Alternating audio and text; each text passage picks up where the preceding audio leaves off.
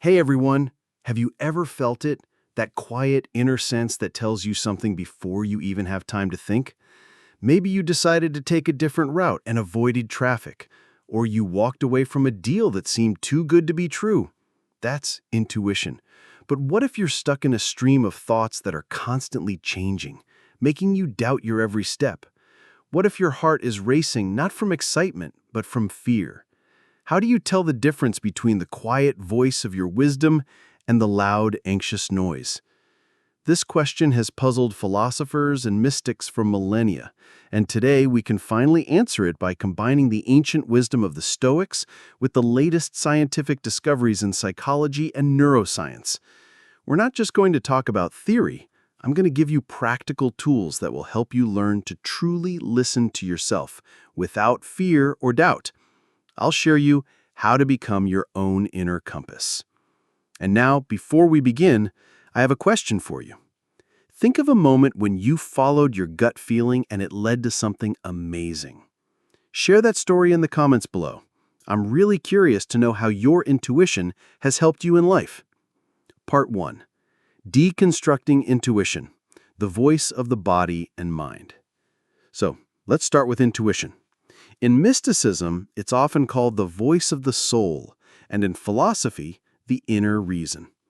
It's not a magical gift, but rather our brain's ability to instantly process a huge amount of information based on our experience, knowledge, and observations. Think of it as the fastest version of your subconscious mind. But intuition isn't just a thought. It often shows up as a physical sensation. It can be butterflies in your stomach, a feeling of lightness when you make the right decision, or conversely, a heaviness in your chest when something feels wrong. Scientists call this embodied cognition. Our body and mind are inextricably linked. So when you feel that something is off, it's your body, your experience, and your brain all working together to send a signal. Intuition doesn't shout, it whispers. It doesn't ask questions, it gives answers. It's a calm feeling of certainty. It comes on suddenly, before you have a chance to overthink the situation. And most importantly, it isn't based on fear. It simply gives you information. It's directed toward clarity, toward truth. Part 2. The anatomy of anxiety, the voice of fear. Now, let's talk about anxious thoughts. This is a real chaos in the mind.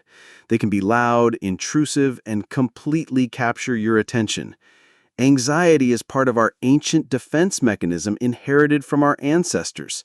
In prehistoric times, it saved us from predators and danger. Today, with no tigers hiding in the bushes, that same mechanism can be triggered by any small thing, from a missed call to a bad comment on the internet. Anxiety manifests both physically and mentally. The physical signs: a racing heart, cold hands, a sense of panic, a lump in your throat. Mentally, it's the endless what-ifs. Anxious thoughts go in circles like a broken record, replaying worst-case scenarios in your head. Their main goal is to protect you, but they do it through fear. They don't let you move forward. They paralyze you. Part 3. The 5 practical steps to learn to distinguish the voices. Now that we understand the difference, let's figure out how to tell them apart in practice. Step 1. The body scan. When you're making a decision, pause for a moment and feel your body. Place your hand on your stomach or chest. Is there a feeling of lightness and calm? Or, on the contrary, do you feel a heaviness, tightness, or discomfort? This first, instantaneous physical response is the most honest. Intuition manifests as a physical calm, even if the decision seems difficult. Anxiety always creates tension. Step 2. The 3-breath rule. This is an advanced version of the 5-second rule. When a thought overwhelms you, take 3 slow, deep breaths. Inhale through your nose, exhale through your mouth. This simple practice gives your brain and body a pause. In this moment, you can observe the thought without getting involved in it. Ask yourself, did this thought appear before, or after I took a breath? Intuition often comes before. Anxiety is what it rises when you start to overthink it. Step 3. The Stoic test of control. This is one of the most powerful tools. Ask yourself the question that Marcus Aurelius taught. Can I do anything about this right now? If the answer is yes, take action. If it's no, let it go. Intuition always directs you toward action or acceptance. Anxiety, on the contrary, makes you fixate on what you can't change, creating the illusion that by thinking about it, you are in control. Step 4. Distinguishing fear from wisdom. Ask yourself, what am I afraid of if I follow this thought? If the thought tells you, don't do this because you might fail and people will laugh at you, that is fear. It's based on external judgment. If the thought says, don't do this because it doesn't align with your values, or I feel like this is not the right path for me, that is wisdom. It's based on your inner beliefs and integrity.